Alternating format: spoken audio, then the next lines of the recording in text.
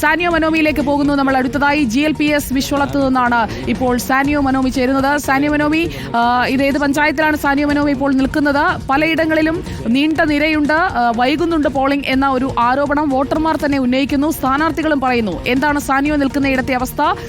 LDF സ്ഥാനാർത്ഥിക്ക് പറയാനുള്ള പ്രതികരണത്തിലേക്കും പോകാം.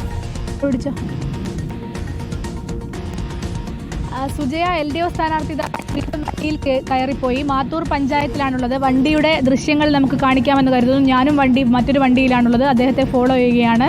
മാത്തൂർ പഞ്ചായത്തിലെ വിശ്വലം GLP സ്കൂളിലാണ് അവിടെ ഉണ്ടായിരുന്നത്. 156, 157 ബൂത്തുകളിലാണ് സ്ഥാനാർത്ഥി സന്ദർശനം നടത്തിയത്. ഇപ്പോൾ 100-ന് മേലെ ബൂത്തുകൾ LDF സ്ഥാനാർത്ഥി P. സരിൻ സന്ദർശിച്ചു കഴിഞ്ഞു.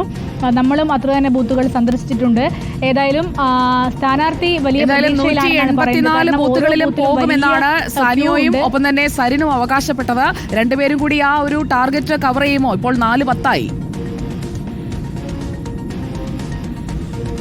അങ്ങനെ ടാർഗറ്റ് കവർ ചെയ്യാനുള്ള സാധ്യതയാണുള്ളത്. കാരണം ഇനിയൊരു 70-80 ബൂത്തുകൾ ഉണ്ടാവാൻ സാധ്യതയില്ല. 70ഓളം ബൂത്തുകൾ മാത്രമേ ഇനി ബാക്കിയുള്ളൂ. 2 മണിക്കൂർ സമയവുമുണ്ട്. അതുകൊണ്ട് തന്നെ എല്ലാം കവർ ചെയ്യാനുള്ള സാധ്യതയാണ് കാണുന്നത്. പക്ഷേ ബൂത്തുകളുടെ ഒരവസ്ഥ, നമ്മൾ പോകുന്ന ബൂത്തുകളുടെയൊക്കെ ഒരവസ്ഥ, വലിയ ക്യൂ ആണ് ഓരോ ബൂത്തുകളിലും കാണുന്നത് എന്നുള്ളതാണ്. പോളിംഗ് മന്ദഗതിയിൽ നടക്കുന്നു. പക്ഷേ എല്ലായിടത്തും നല്ല ആളുകൾ, നിറയെ ആളുകളാണ് ക്യൂവിലുള്ളത്. ഇതൊരു ഒരു സന്ദേശം തന്നെയാണ് നൽകുന്നത്. കാരണം ചേലക്കരയും വയനാട്ടിലുമെല്ലാം പോളിംഗ് കുറഞ്ഞെങ്കിൽ ഇവിടെ നല്ല അതൊരു ട്രെൻഡിന്റെ ഭാഗമായാണ്. സിനിമയല്ല, ഒരു ട്രെൻഡിന്റെ ഭാഗമാണ്. കാരണം ഏതോ ഒരു ട്രെൻഡ്, ആർക്കനുകൂലമായ ട്രെൻഡാണെന്ന് 23-ാം തീയതി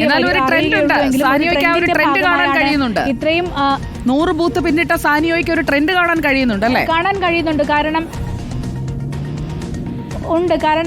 ഈ 100 ബൂത്തുകളും പിന്നിടുമ്പോൾ ഓരോ ബൂത്തിലും വളരെ ചുരുങ്ങിയ ബൂത്തുകളിൽ മാത്രമേ ആളില്ലാത്തതോ അല്ലെങ്കിൽ ആൾ കുറവുള്ളതോ കാണുന്നുള്ളൂ. ബാക്കി എല്ലായിടത്തും നീണ്ട ക്യൂ ആണ് ബൂത്തുകളിൽ കാണുന്നത്.